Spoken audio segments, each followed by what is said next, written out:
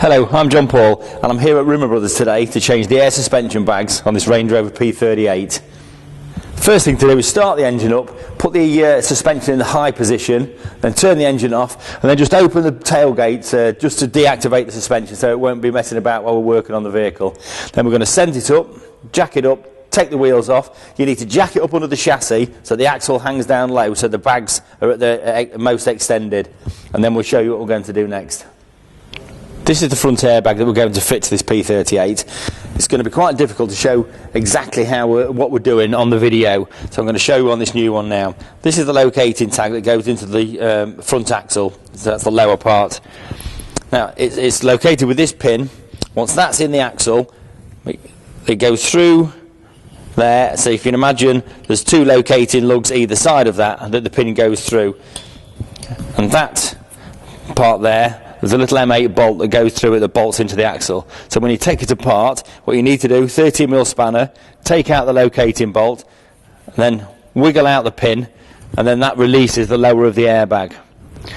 Now the top end of the airbag, it's got the pipe in the top which we need to remove straight away. It's a compression fit, so what you have to do is you push the pipe in and push the sleeve in at the same time. Hold the sleeve in and pull the pipe out.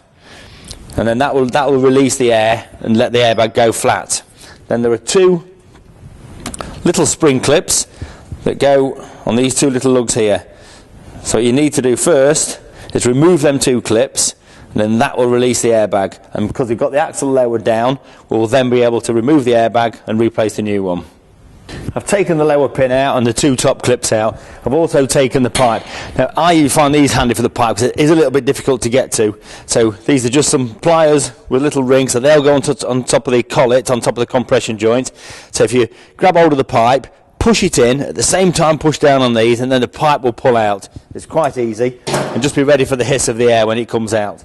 Now then, the airbag's all undone, so we just need to pull it all the way down. We get it past the cover, and that's the airbag off. Now we're going to fit the new one. What normally goes wrong with these is they perish around the top or the bottom of the airbag, and they start to seep air. You can sometimes hear it, but the suspension will go down overnight, and that's why we're going to replace these. I've got the new unit in the top mounts now, and the two little clips are on. They're quite fiddly, so you just have to persevere with those a little bit. This is a bit tight. And then I would jack up the axle so the lower plate fits into the locating lug on the front axle. Then we'll slide the pin in to hold it all in place. Then we'll pop the air pipe back in the top, and then that'll pump the suspension back up. Once we've closed the boot, turn the ignition on, and the compressor will strike up, and then it will blow the airbag back up. The top and bottom of the airbag all fitted in place now, and the locating pins in. As you can see, the airbag's nice and flat. So if I put the pipe on the top now, then I'll shut the boot, start the engine, and then you'll be able to see the airbag inflate. Okay, so I'm in the vehicle now. I've shut the tailgate, shut all the doors. I'm going to start the engine. I've just put an axle stand under the hub, just put a little bit of weight on, so that it should make the airbag inflate a little bit easier. So I'm going to start the engine. You'll hear the compressor kick in, and then hopefully the airbag will pump up.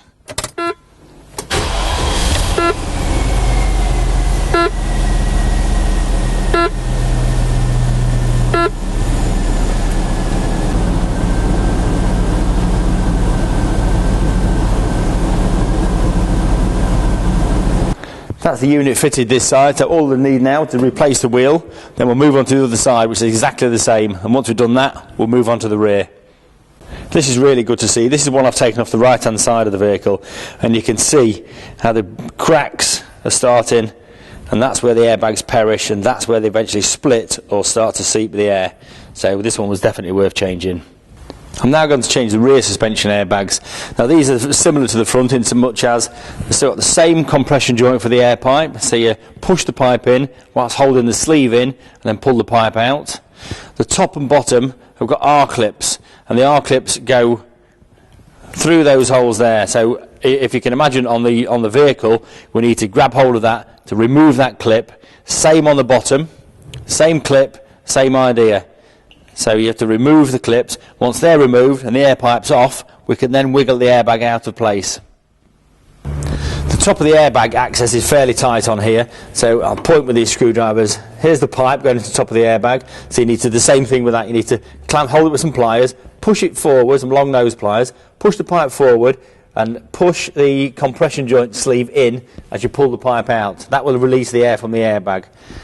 And then you need to remove the R-clip from the top of the airbag location pin, and the same again, in with some long nose pliers, grab hold of the clip and pull it out. It should come out fairly easily, they do on these. And then the same at the bottom of the airbag as well. Now with the air pipe off, the bag is deflated. We've removed the top and bottom R-clip mounting bracket, and now it's just a case of just prising the airbag up. It gets tight in the top, so you may need to prise that down as well. Then we just lift the airbag out, slide it out. That's the old one. Now we can fit the new unit. Got the airbag back in place, replace the top and bottom R-clips, push the air pipe into the top.